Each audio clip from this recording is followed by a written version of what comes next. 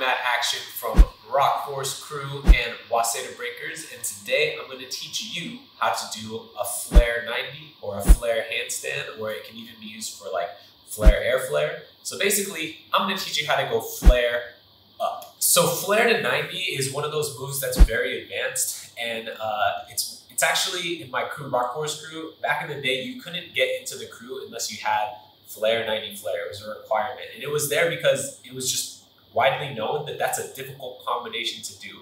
Why I like the move is it's really explosive for one, and it's just like when you see it happen, it almost doesn't make sense. Like, how is somebody doing that, you know? So it's really explosive, and then the other reason that I really like this move is it gets you into your upper level power. So if you have air flares, if you have 90s, 2000s, this is how you get up. And obviously when you're up, going back down creates a lot of energy. So it's just one of those moves that can help you get up, and it can also help you create a lot of energy going into whatever you're going to do next. So that's why I really like this move.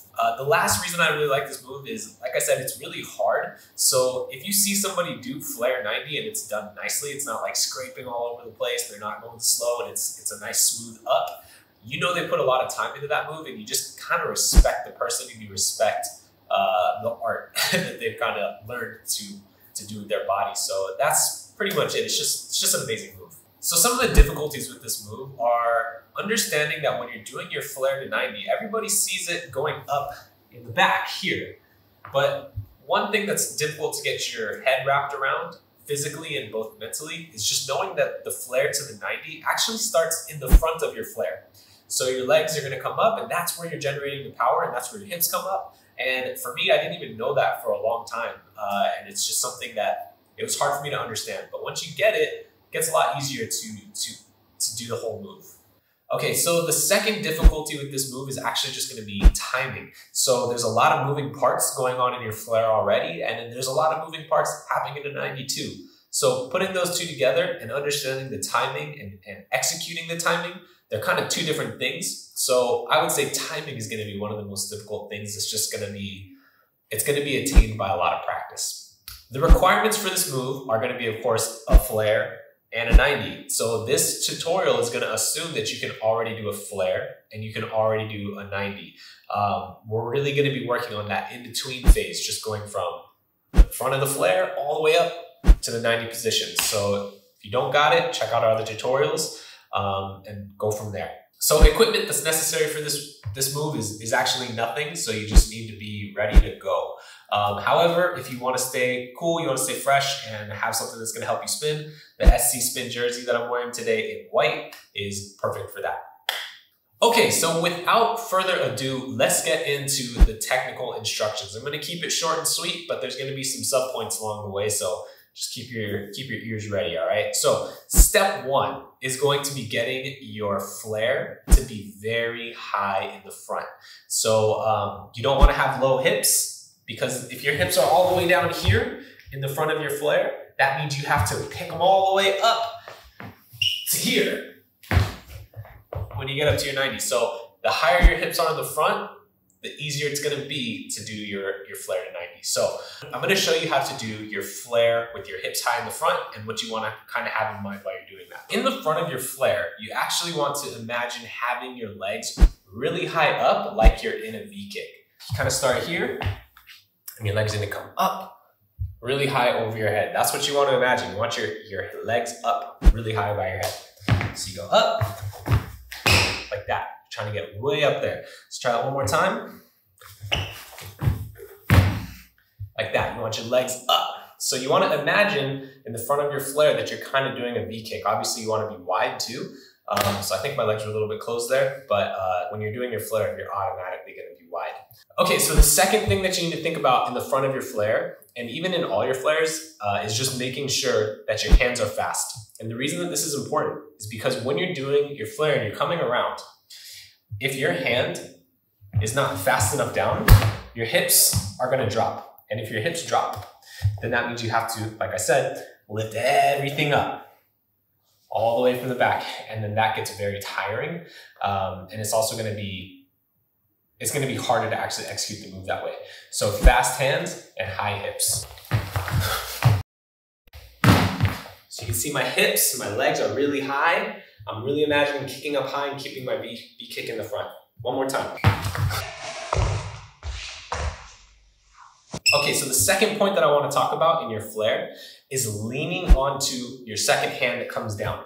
So if you did what we talked about in the first step, your right hand, well for me, my right hand, my second hand that goes down, is going to be already on the floor. The faster that thing's on the floor, the better, because then I can lean on it and I can start to push my hips up, okay? So I'm gonna show you how we can practice that a little bit by going from a flare, just kind of to like a standing position here. So we're gonna just try that. Really try to push up with that second arm, all right, that goes down. Hand goes down fast, your legs and hips should be high, therefore the push should be easy. You're gonna lean into it, all right? You're gonna just try to get up high like that. While you're doing that second step, there's two things that you can imagine. The first is you can imagine that you're almost gonna go into an invert 90. Don't think about going to a handstand. Think about literally pushing all the way up here like you're gonna go into an invert. Because if you can do that, it's pretty easy to just put your second hand down because your hips are already so high that you can just put your hand down from the invert and you're in the 90. So think about, if you can do it, if you can do flare to invert 90, flare 90 is gonna be easy. So kind of think about that while you're working on the second step, pushing, because if you think about pushing into your invert 90, you're gonna have to lean further over. You know what I mean? The second thing to think about in this step that's gonna make it a lot easier for you is kicking your kick leg. Yeah, let's call it your kick leg. So for me, I kick first with my left leg, right? So my left leg, when I'm coming around, I need that thing to kick super high up to my head. That one's gonna be super important, go straight up to my head. And that's gonna be easier if your right leg is already up and you did your V kick. So step one is very crucial to step two. Your setup is gonna determine how easy it is to get through the next couple of steps. Let's try this. Watch my left leg, it's gonna be very high up, and I'm gonna be leaning onto my right arm. We're really trying to get that left leg up. So yeah, in this point, you're really just trying to get your hips high in the front, and when you're coming around, you wanna be leaning and kicking. All right, that's the key, is the lean and the kick with your left leg up to your head. Well, for me, it's my left. It's gonna be whatever your kick leg is. All right, so let's get to point 3 or step 3, which is gonna be getting into the handstand position. So now you got your first 2 steps down, and it's pretty much, if you're doing these well, you're just gonna try to stick that left hand down or your second hand down, and you're just gonna get up into your handstand. If you're doing this right, you might just fly straight into a 90, to be honest. Like, I think the first time I did this, I just went straight into a 90, and there wasn't a lot of delay. If there is a lot of delay, and you're just gonna do a handstand, that's fine. That's what the goal is here. If your leg is kind of scraping, that's okay at this step. It's okay to scrape, but the goal is to not scrape. So I still scrape sometimes, so I'm not even gonna lie. But like my teacher Mega Man, and he used to just be like, yo, like if you're scraping on your flare 90, he basically call it footwork. He'd be like, yo, nice footwork. So yeah, just be aware that the old school heads are gonna look at your power and be like, yo, like if you're scraping, it doesn't count. But it's a new gen, you know, things are different now. Another point to think about while doing this this third step of going up to the handstand is if you've done the steps correctly. So you're really leaning in on your push hand, and then you got your leg up really high, your kick leg is up really high, it's actually gonna feel like a cartwheel. So here's why. I'm gonna show you what it'll look like. If I'm pushing in, and then my left leg is coming up, it's gonna just look like this. And it almost feels like a cartwheel. So the better that you can do those first 2 steps in the front of the flare, like I said, those are actually the most important. So getting your hips up high, leaning onto that right arm. Once you get that down, the rest of it is cake. So yeah, now we're gonna try to actually go up, and we're gonna do the flare up to a handstand position. If I do it really fast, it might just naturally turn into a 90 because that's where the momentum will naturally want to go. So if you're not hitting the flare to 90 yet, that's okay. You're just going to try to go up to a handstand and then push the 90 after.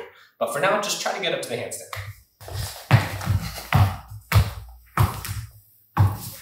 So as you can see, the way that I just did it, I kind of just flew straight up into the 90. So you know what? I'm gonna go back, I'm gonna just do a flare to a handstand, and I'm gonna try to stop there, even if I drag.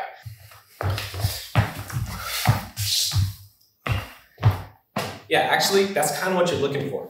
If you're not able to fly straight into the 90 like I did earlier, what I just did now is what you're looking to do. You're just trying to get up, get your hips up. And if you scrape, you can see I scraped a little bit there because I was trying to go slower.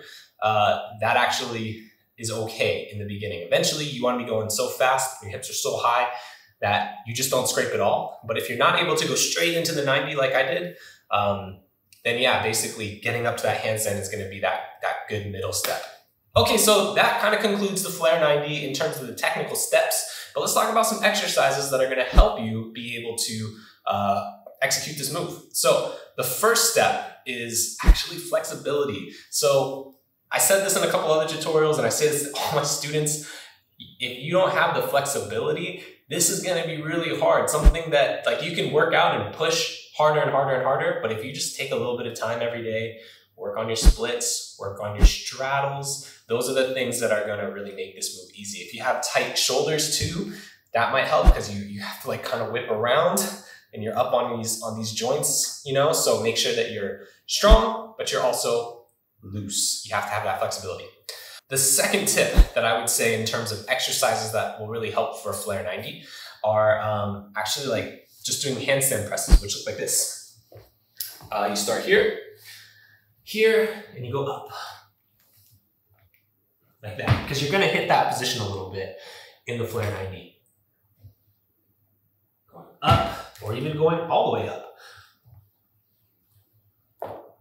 That'll also help. There is one more exercise that I would recommend, and it's just actually push-ups, because you're literally just doing a really hard push-up in the front. But number one is flexibility. That's pretty much it for my Flare 90 tutorial. So shout out to Spin Control for creating this tutorial with me. And you can find me, Bboy Matt Action, on Instagram, at Bboy Matt Action. And yeah, good luck with the move. I'm sure you can get it. This is one of the hardest ones out there. So if it takes a while and you're struggling, don't worry. I've been there. I'm still there. I love this move, but if I'm not conditioned for it properly, I'm not doing it. So just know that it's a tough one and take your time with it. Don't get frustrated. Because frustration, it can help, but if you get too frustrated, it's not gonna help. So yeah, good luck and peace.